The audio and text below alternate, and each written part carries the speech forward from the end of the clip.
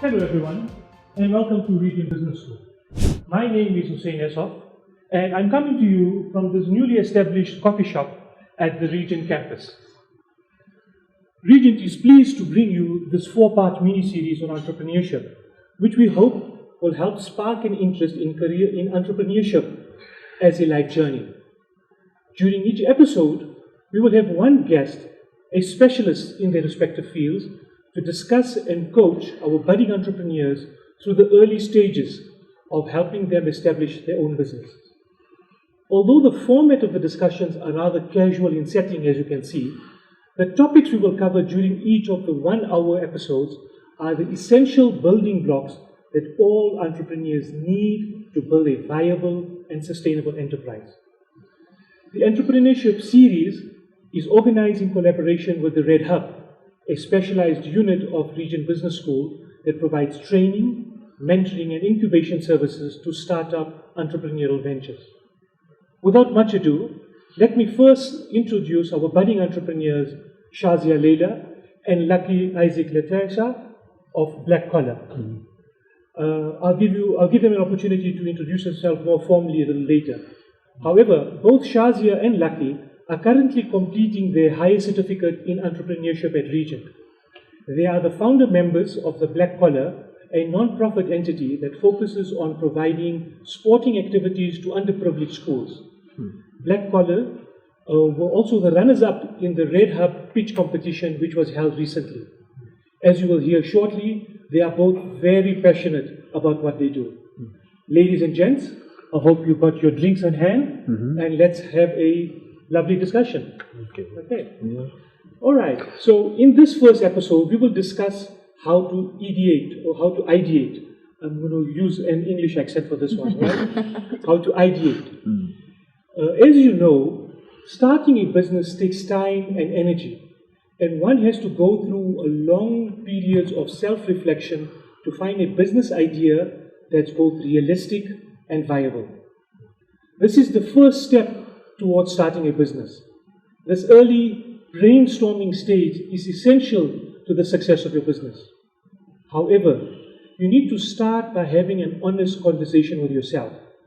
Know your strengths and your weaknesses, and figure out what you are good at. Knowing what interests you and what you are naturally good at is critical. Still, sometimes you need a source of inspiration to help you arrive at that aha moment. And there are plenty of ways to do that. For example, read about successful and unsuccessful businesses and entrepreneurs, why they have succeeded and why they have failed. Engage with other businesses that offer similar products and services to yours, or talk to an expert like we will do today with our guest. Even after you do all of that, how can you be sure that your idea will turn into a successful venture? Well, as Tasneem will tell us shortly, there's no way of knowing for sure, but what you can ask, or what you can do, is ask yourself even more questions in a hope of it arriving at the I'm ready stage. Questions such as, what problem am I solving? Will people pay for this? Is there a sizable market? And are you being realistic about your goals? To the audience at home, or to the audience watching this, let me introduce to you our two entrepreneurs. I'm going to introduce Tasneem. So to help Shazia and Lucky, we are honored to have our first guest, Tasneem Mohamed, a global innovation consultant with the Think team and a co-founder of ThinkSA.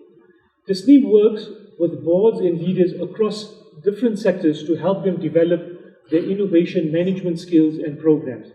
She has also vast experiences in designing incubation and acceleration programs and entrepreneurs using the Think Innovation model. For a detailed bio of Tasneem, look in the comments column below.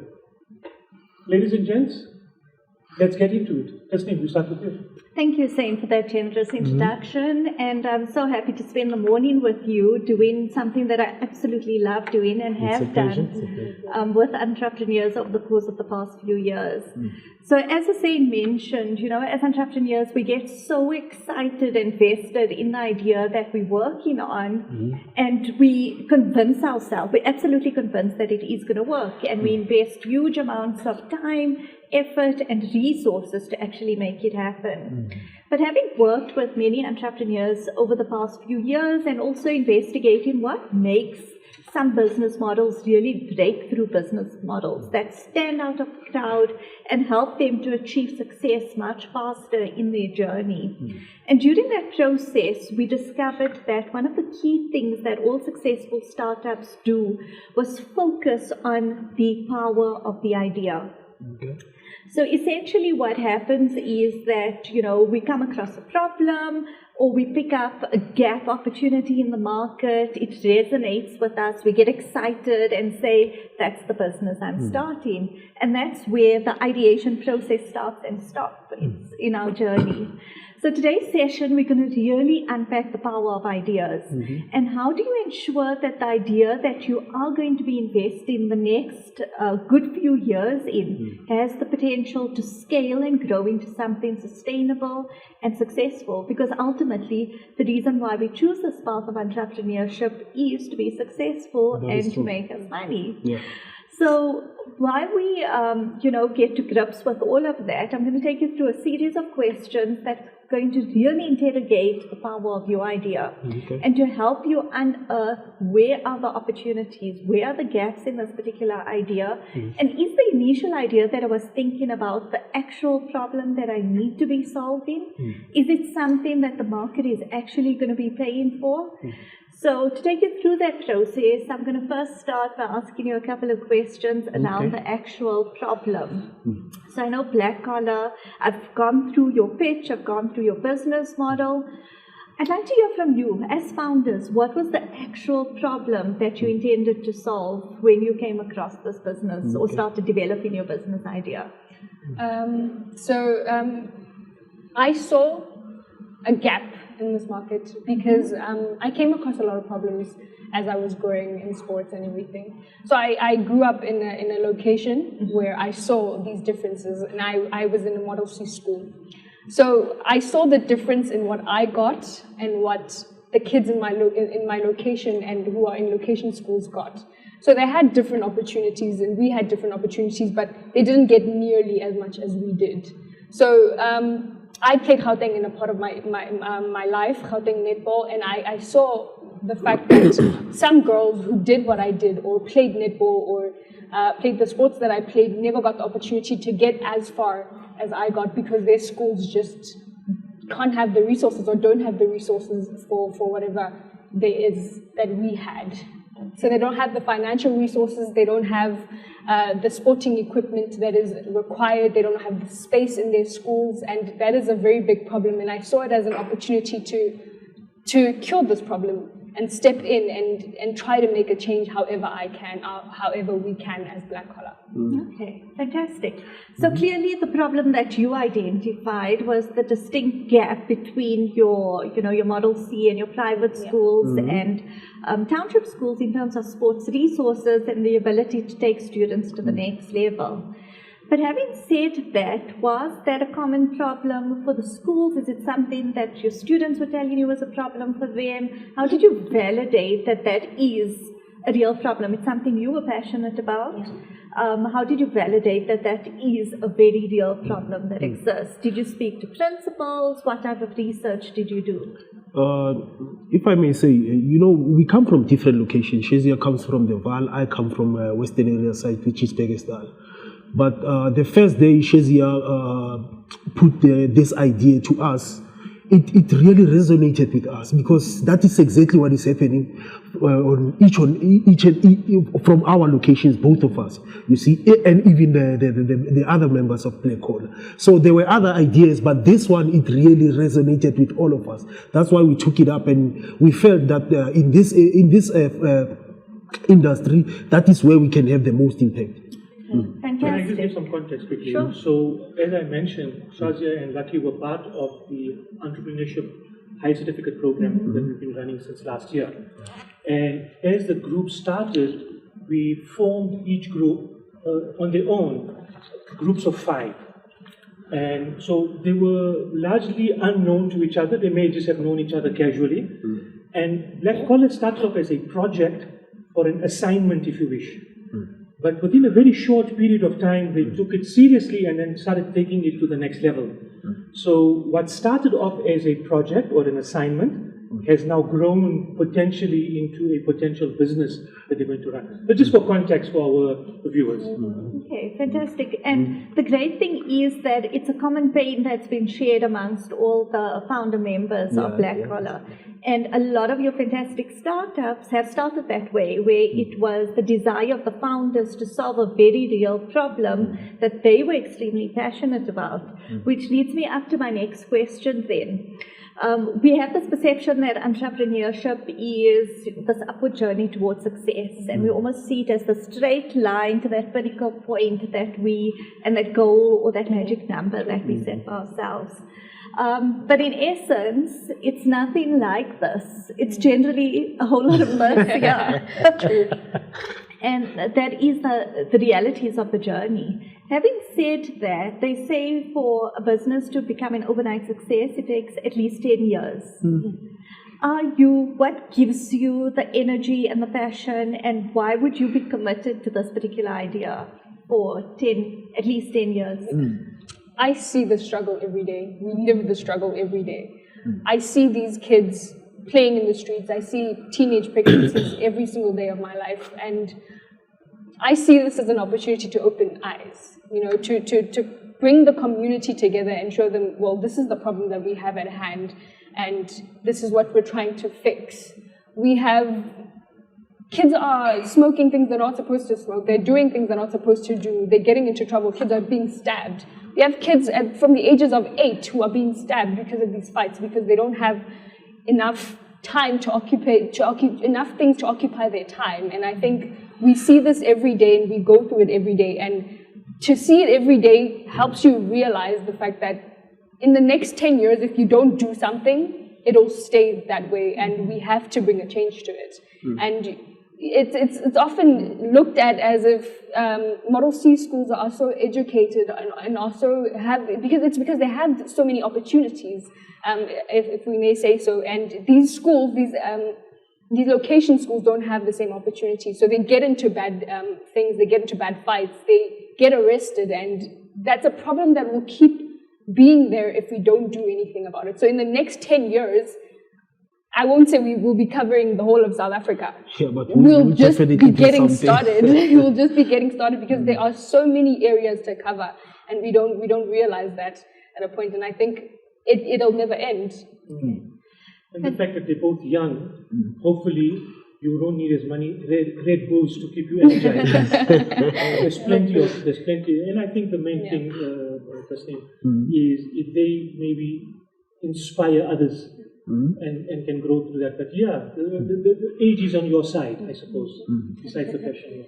Yeah, and purpose, So if you look at a lot of successful entrepreneurs that have managed to navigate the complexities of business, it's the purpose that keeps them going. Because the reality is that you're going to face rejection. You're going to face those fates where you can be submitting 10 or 20 different funding proposals and there's a no. It's only the purpose that gets you out of bed every single day and keep on knocking on the doors. So the purpose and the passion has got to align to keep you going, which is fantastic. You both have that in check. Coming back to the problem. So, we spoke again. I'd like to bring in the point of perceived problems versus validated problems. So we've spoken a lot about the perceived problems from your perception in terms of what you've experienced as students, what you experience in your own communities. From a validation perspective, have you validated your problem with existing schools, with principals, with students in the schools? What extent of research have you done in your target communities around this particular problem? So far, I could say we have not yet done that much of research, but through the people that we know, like in our surrounding schools, every time I spoke to them concerning our way of trying to solve the problem, they've always bought into the idea. They always thought this could be something that can at least bring a change in our area. So far, so good. We can say it's positive results. So we are also looking forward to reaching out to more people. And we've also seen between each other, because I've come from a different background, and I've been in a different school. Lucky has been in a location school, so we know regarding that we've asked each other questions on, hey, how was it going in your school, and did you play that sport? How far did you get, and did you get those opportunities? We've asked each other those problems, and I remember I was playing Gauteng, I think it's 2015. Played Gauteng in grade 7. I got off the taxi and I had my tracksuit on, my blue tracksuit on for Gauteng, and this one girl came up to me and she said, hey, what tracksuit is that? Like, what does it stand for? I said, no, I play Gauteng netball. She said, how? I said, it's through my school. We go through a process, we trial, and you get to qualify to get there. And I later found out that she knew nothing about that. She literally said, well, my school doesn't have that. Like, how do I get there? You know, and that's very sad to hear. So just coming back to the question, and maybe you've answered it partially. So the real question is, besides anecdotal conversations, have you approached potential schools? Have you approached potential principals?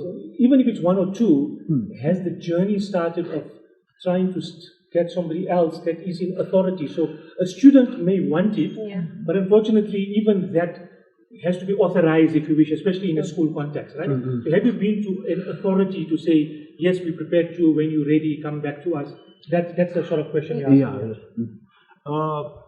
In my area, there's a guy named Masilo Morobe. He's actually in charge of, I think, mostly netballs in primary schools.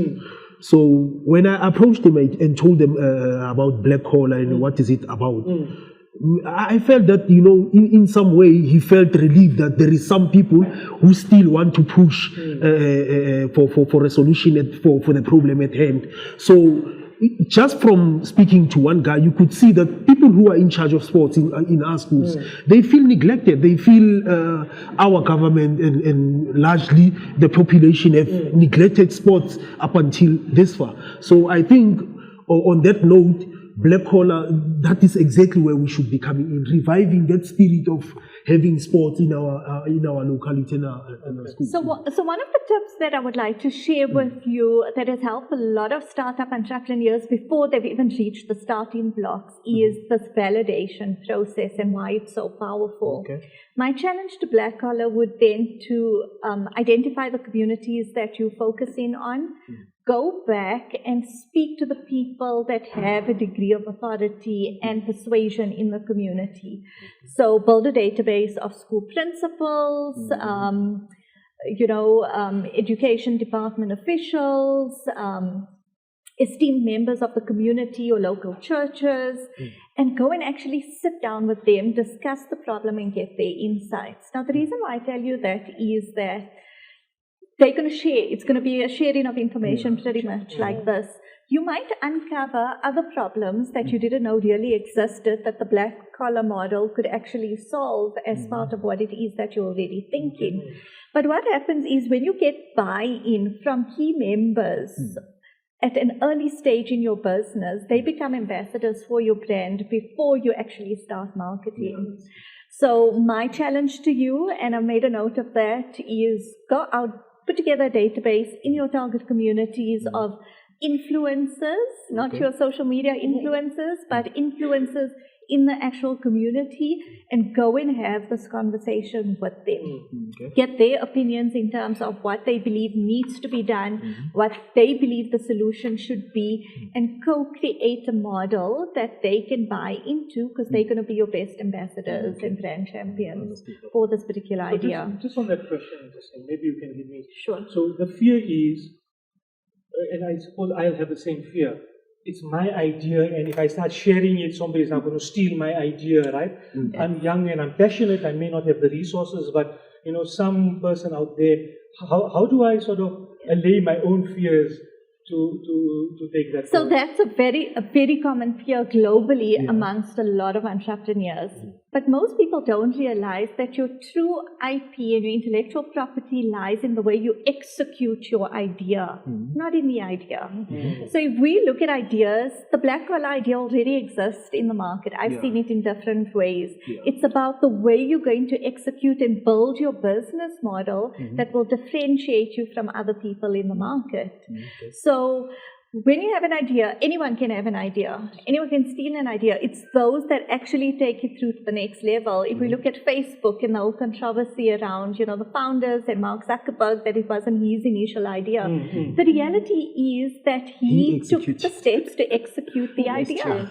So it's the one that actually leads the execution process and the creativity and innovation in that execution process that will determine who gets there faster or gets out of the gates quicker. So at this stage here, the more information, the more people you have on board, the better for you. So and when you approach the world with that view of this is mine and I'm holding on to it, you rob yourself of the opportunity of getting other people on board that could be your biggest supporters. And in that particular case, you're not selling baked beans. You're really selling a social change service, right? And we know the challenge in South Africa is, I don't think 1,000 of yous can resolve the issue in the country. So I think there's still a huge gap in the market, and what needs to be matched ultimately, just in this few minutes, is their passion, right? So somebody else can come up with an idea, but if they've got no passion, it will just fall flat on his head, right? So your lived experiences, your passion is what drives you and will make you successful. Somebody else can attempt to steal the idea, but it may not necessarily succeed because they don't have the same sort of passion. I don't know if I'm on the mark there. Absolutely. Like I said, it's your tenacity to make it happen that's going to push you through the difficult times. And entrepreneurship is, let's not kid ourselves, it is a extremely challenging process. And you face lots of rejection and a lot of no's, and it's that passion and perseverance and the willingness to execute and always try and do things differently and just carry on that's going to see you reach the other side. Now, generally what happens in the ideation process, we come across a problem, we immediately develop a solution, then take it to market, and then find that this isn't working, and then we go back. So what we're trying to do in this ideation process is focus on the problem before we actually jump into the solution. Because generally, if we don't do the groundwork up front, we develop a solution that's based on our perception of what the problem is and not what the real validated problem is. So as part of, focusing the lens again on what is the problem that we're trying to solve, it brings me back then to my next question in terms of who are the problem owners. So when we talk about problem owners, who are you solving this problem for? That would be one problem owner. And who is going to pay for you to solve this problem? And that's very important because generally, especially with social enterprise models like black collar, the emphasis is on the benefactor and, the schools or the students that we're empowering, but the students don't have the resources to fund you. And we overlook the people who are your actual customers, the sponsors, the funders of this, that's going to make your business sustainable and make it actually happen. So if we can come back to that question, who are your owners? So I know you've got benefactors, which would be your township schools and the actual students and the broader community as well. Because if you benefit in the students, you benefit in their families and the parents, and it has an impact on the entire community. When we look at the problem owners from a monetary perspective, who is going to be paying black collar to execute this and solve this problem? If I may go first, I assume in a real sense, we are really doing something that should have been done before even black collar could get here. One, from a perspective of the government itself. Sports these days, it could be one of our solutions towards eradicating unemployment in this country, because sports pays. Let's just get that out of the way. We have an example of someone who comes from the township, which is Pitso Musimane. Right now, he's coaching in Egypt, and he's getting money in millions through him liking sports from a young age when no one maybe believed in him up until to this stage. So now the question is, why is South Africa still sleeping on sports? Why do we still put sports on the sideline when we are crying off unemployment even now? So when we come to black collar in terms of being part of the solution, which is your drive, who is going to be paying to help black collar solve this problem? The first one, it should be government. Obviously, big businesses around South Africa and even international, people who have interest in progress, especially of the youth itself. So I think we have a whole lot of people that we could at least sell this idea to. Specifically, companies who are in the niche market and that get 50 million or above annually, which who usually use their, I think, what am I call it, a profit CSI fund. to give money to social programs and actually fund social programs through that. And I think we're focusing on the big companies who are actually able to afford what we are trying to do. And yeah, I think it's going to be a challenge to approach them because a lot of people are approaching them as we speak. And I think we just need to put that drive in there and have help convince them as much as we can. And I think those are our main customers that we're actually trying to focus on. So here's another tip as well, and a challenge on top of it, right? One of the key things when you're building out your business idea, before you actually work on the solution, is to validate who those paying customers are. So at the moment, it's based on an assumption that we assuming that corporate social responsibility programs are going to pay for this. We assuming that we're going to get sponsorship from government. Have we actually spoken to people that are doing this, that are funding sports programs from a corporate perspective?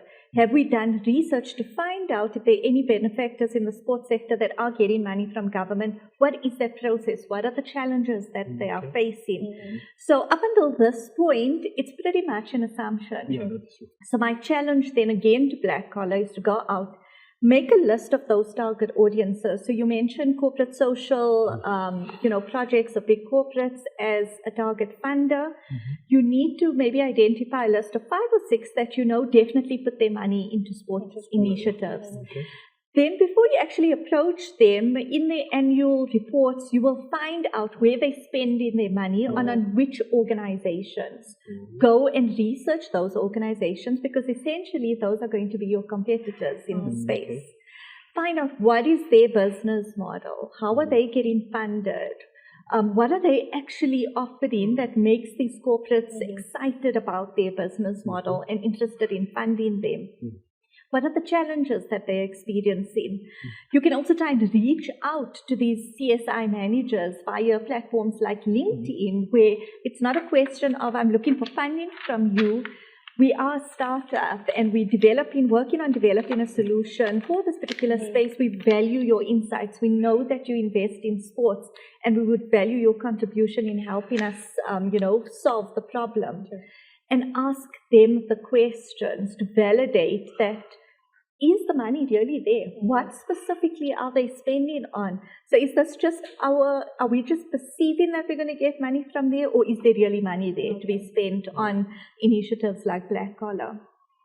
So, and if I can just come in, so don't always assume the corporates are ready to make out the check on the first person who knocks on the door, right? You're not competing necessarily with a black collar equivalent, i.e. somebody in a sports space. In South Africa, you're competing with poverty. So, depending on who you're talking to, the conversation is, do we feed people or do we take people out of, keep them occupied, productively occupied, and you know what I'm saying, reducing crime. How do you position yourself? Because really, there's hundreds, if not thousands of NGOs in this country. Maybe I should say it the other way. There are thousands, if not millions of NGOs in this country, probably knocking at the same door with a different request. And just depending on who they're talking to, they may get a sympathetic ear. How do you position yourself to be in that position? Okay? But also the power of the validation process is that it unlocks hidden opportunities in your solution. So a lot of the time we have this perceived problem, we develop a solution that we perceive the market is going to desire or want to invest in, but we don't ask the question. So we don't truly understand what the real critical need is. So I've seen it happen a lot as well, even in my own personal journey of entrepreneurship, where you're so passionate about a product or service you take into market, but it's only when you're engaging and knocking on the doors that people are telling you, actually, yeah, I appreciate that, but this is the problem that we're experiencing. This is the problem we need solved. And the closer your solution is to the actual problem at hand, the easier it is to cross threshold as a startup. But also, as I mentioned, it's such a competitive space. You've got to make sure that your solution is going to be a breakthrough solution that is different from what everybody else is bringing into the equation. So your competitor analysis is essential. You need to understand who are firstly the black collar potential competitors, what does their solution look like? But not only that, how can I draw from international best practice? Maybe there's some other models globally that have been used where it combines entrepreneurship with sports, where, for instance, you could have this mobile sports unit that goes out to the public schools, which reduces your outlay in terms of equipment. On the back of that, you could have a workshop where you are fixing bicycles, for instance, to develop alternative revenue streams and renting them out in the community. So you want to I challenge you to do the competitor research locally, but also extend it globally to see what are the interesting, innovative things happening in this particular space that you could lend from and bring into your business model and your solution potentially as well. And don't necessarily look at sort of industrialized or first world countries, right? You need to look for an equivalent to South Africa. Maybe there isn't an equivalent to South Africa, but there's the equivalent. There's many of developing countries, or Brazil, Brazil's a very sporting inclined country. What are they doing in terms of soccer? What are they doing differently that we're not currently doing? So there's a lot of ideas. So you understand why interrogating the idea is so important, so that when you get to a funder, you know that you have a breakthrough idea that stands out from the rest of the competition and solves a very real problem that your community and your ambassadors have already vetted and said, yes, Black Collar is on the mark. We believe in what they're doing. We believe this is the solution. It makes for such a more powerful business case when you're approaching someone.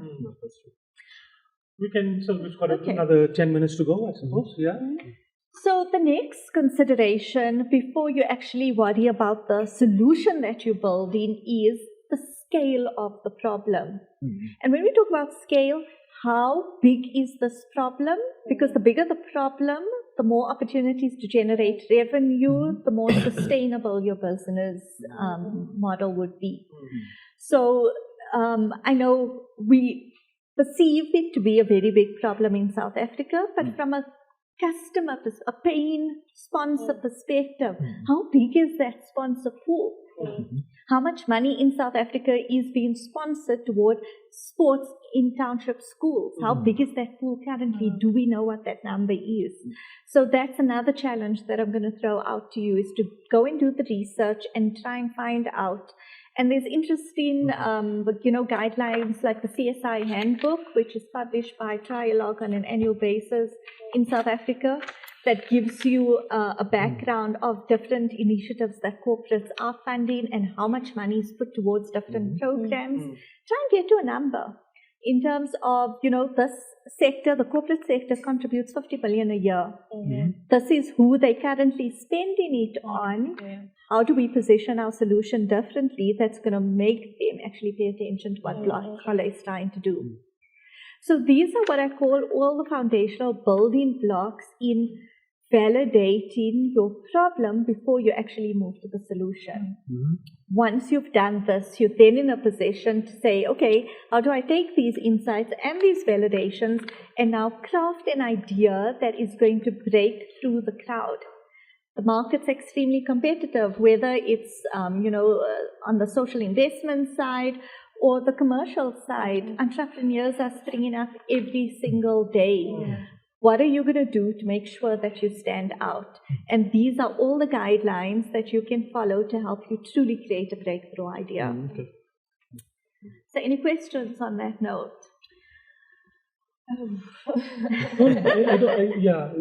So it may sound overwhelming. Yeah. But again, balance it with your passion and, like you said, what needs to be done. So the common theme almost from the beginning, what Tasneem is, and I've written it down, research. An idea is just, that is it. It's nothing tangible, right? The idea is not a bottle of water, right? And we have dreams and an idea, and the next morning we can't remember what we dreamt about, right? So how do you make it tangible? And one way of starting to do that is doing the research for the 3 or 4 different things that you mentioned. Who's your target audience? Who's your funders? What's the problem that you want to solve? And as you do that, my suspicion is you'll strengthen your case even more. Correct. In the next 2 or 3 discussions, in fact, the last discussion that we're going to have is on the business pitch. So by the time you come to that phase, well, whether today or in real life, you need to be at the point of having all the answers on the fingertips, knowing with confidence that the people that you're sitting with in front, because remember, your investors, whoever they are potentially, know your industry. You just need to show them that you know a little bit more, right? If you know less than them, they'll put it somewhere else, right? So that research to back up all your ambitions needs to be there. Am I on the mark there? Yeah, absolutely. And like I said, investors are interested fundamentally in 3 things. Not so much the solution, it's the validation of your problem, and is there a market that's big enough to sell that particular problem, and what your traction is, the earliest traction to market in that particular market. So, who's going to buy in upfront? And what happens is when a lot of entrepreneurs go through this process of, real ideation, they find out through the validation process that they already identify potential investors or partners or funders, that because they're part of the co-creation process, they're like, you know what, please keep me posted. I'm really interested in this idea. I want to be part of the solution. So use this as an opportunity. Don't see it as, oh my God, I'm going to go back to the drawing board. Look at this as an opportunity to truly innovate your business idea, because true innovation comes from true knowledge and understanding. The more you know, the more resources you have to create something that's really different and going to stand out in the marketplace. Guys, we have spoken quite a bit, and I think we've got probably about 7 or 8 minutes left. Let's hear some questions from you. I think it's important. If I may ask, through your experience, can you really draft out something? Let me just put it on with a simple way, something like a checklist that we can take maybe to a certain school and try to bring out that certain school or maybe investor that can bring out what we really want, like sponsorship or the problems that the actual people are having. A survey. So essentially you want to put together a survey, a set of questions, and the kind of things that you need to be asking them is, this is what we perceive the problem to be. What is the actual problem you're facing as a school or as a community leader with regards to sports in the community? What are the other problems that this is causing for the particular community? Who has a vested interest in your school or the community to help support an initiative like Black Collar? Who else should we be speaking to? How can we gain more support for what it is that we're trying to do? Is there anything else that this business model needs to look at? So are we focusing on the right problem? Is it another problem that we need to be solving? And again, that opens up opportunities for innovation. Like, they might say the low unemployment rate is a factor, and then it's looking at the Black Collar model as looking at it not just from a sports perspective, how do we create then a revenue stream out of this that gets youth engaged in? And it could be, the equipment or the renting of the bicycles or other things that can emerge from this particular business model. But yes, I will help you with a set of guidelines and questions that you can ask. But the more information you can extract from them in terms of the problem, who are the people in that actual school community that can support Black Collar in this initiative, and whether it's something that they would be personally committing to, will go a long way in helping you gain the support and momentum you need. So there's 2 points that we mentioned there, and I think maybe I should highlight. One is, although you are a social cause effectively, you need to put food in your stomach, and you need to pay rent. Sure. Of course, your agenda, your purpose may be different. So you don't necessarily want to drive the BMW at the end of the year. Nothing wrong with the BM. That's not necessarily your target, right? Because you're a not-for-profit. But not-for-profit doesn't mean you do everything for free and you take everything out of your house to make that work. So that's going to be one important factor because passion can quickly go out of the window when you can't feed yourself. That is true. That's one. The second one, and again, I just need clarity from you. So, okay, I've approached a potential stakeholder, whether it's a funder or a problem solver or problem owner. How would I approach it without biasing their answers? If I say too much to them, it may just bias the answer in terms of what. So you want to give just enough, but you want to listen more than you want to talk. Absolutely. So you don't want to give them a presentation. No. This is the problem we're going to solve, blah, blah, blah. You want to sort of give them maybe just guide us with that, how much is just enough to surface their inputs. And it's to approach it from that perspective that, we Black Collar, we're interested, our passion is sports and, bringing opportunities into township schools, but we're more interested in your view in terms of what are the real problems and challenges that you're facing as a principal, as a community leader in this particular township, and approach it from that perspective. So instead of going in with the Black Collar solution and problem that you're trying to solve, just a brief introduction with a set of very clear questions, and like Hussein said, listen, because that's where the gold is. Yes. I think we've been holding back on actually going to people with authority, and because we really want to get this, we want to have our facts straight, and you want to know everything before we go and be like, okay, this is the problem we're coming with you to you with, and we're trying to solve this. What do you have for us? And I think that's a very big problem for us, and I think we really need to fix that. I think we've been holding back because we're so afraid of what the outcome might be, or maybe they might be like, no, we don't need that right now. What we're focusing, what we're focusing on is something else that's bigger, because they do have a lack of space, and I think one of their main problems is the fact that they can't fit enough. Like they can't fit. They fit too many kids in one classroom, and I think that's the biggest problem that they face, space. And if I may sound very crude about it, and forgive me if I do, maybe sometimes an early rejection is better, because then you can what's the famous American pivot?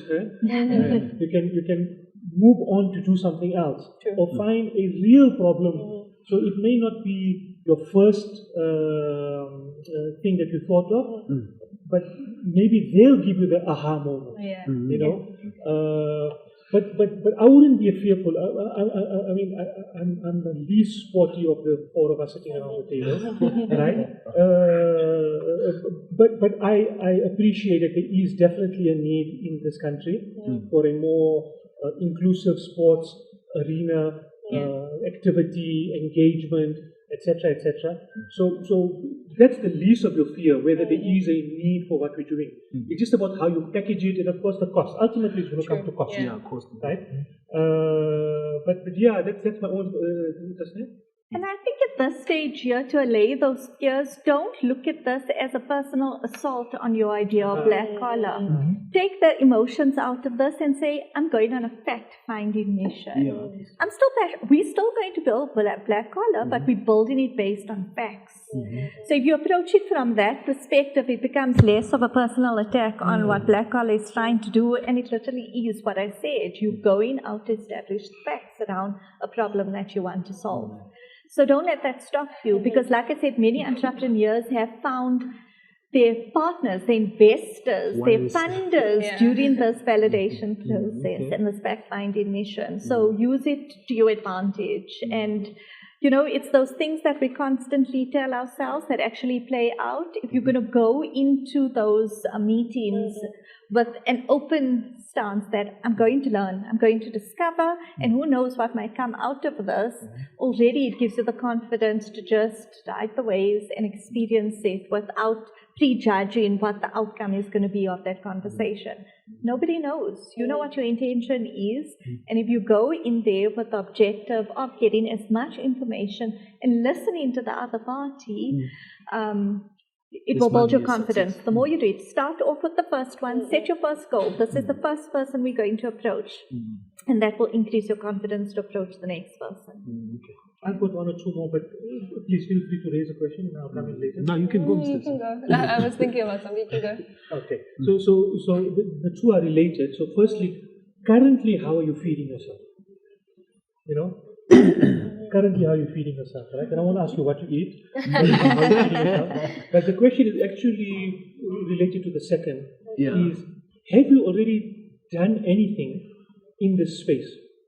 Have you found a school, a project, a community where you're doing things for free because you're trying to test firstly your own abilities, your own capabilities, the interests of the people.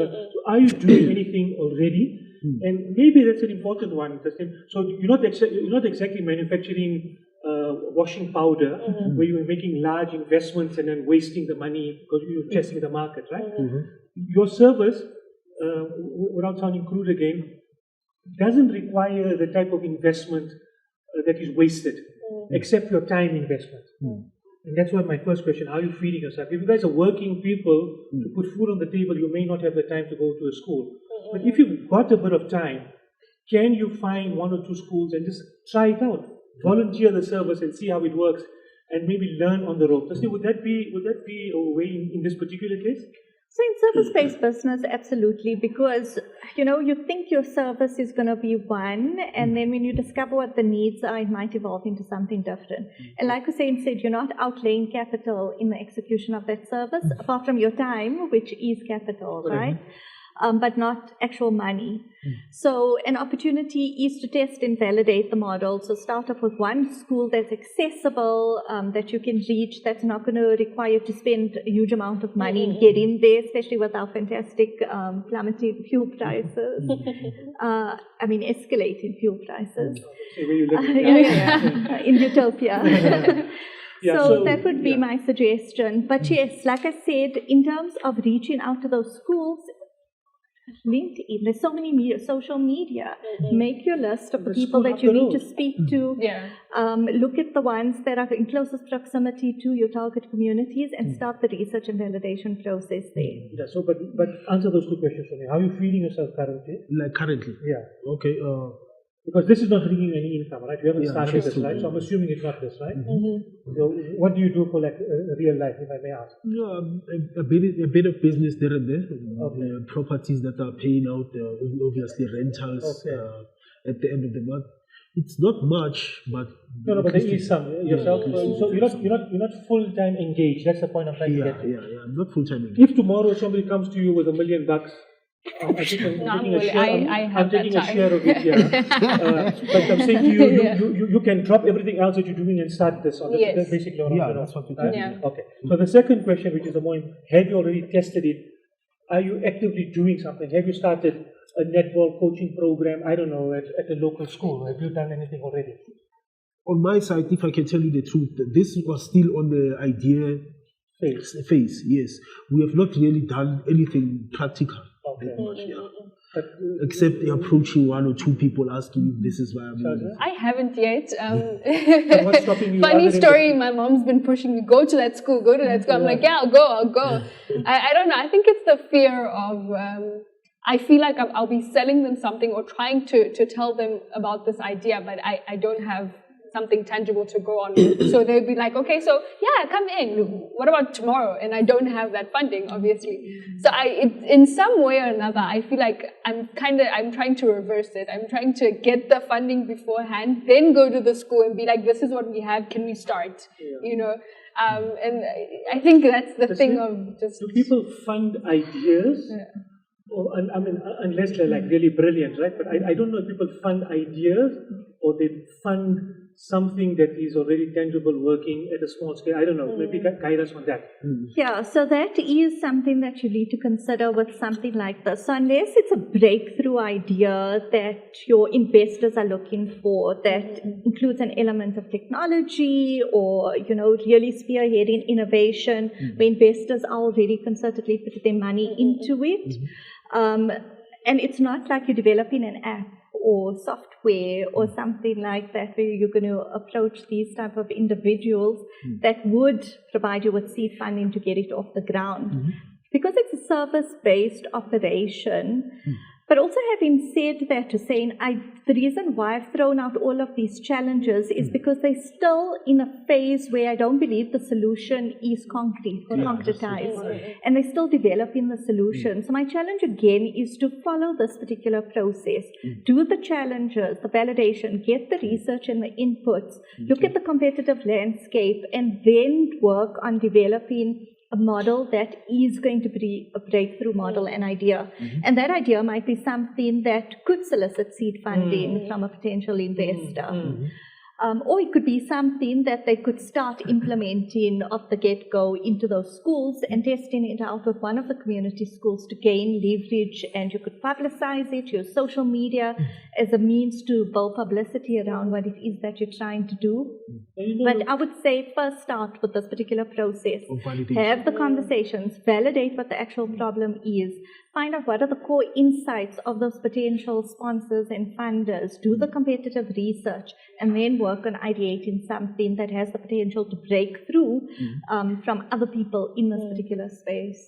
And the last part in the comment I make, again, not experienced myself in the field, but just thinking aloud, your funder is not necessarily the guy who's going to cut you your $1 million check. And really, the township economy is a huge economy in South Africa. It's an ignored economy.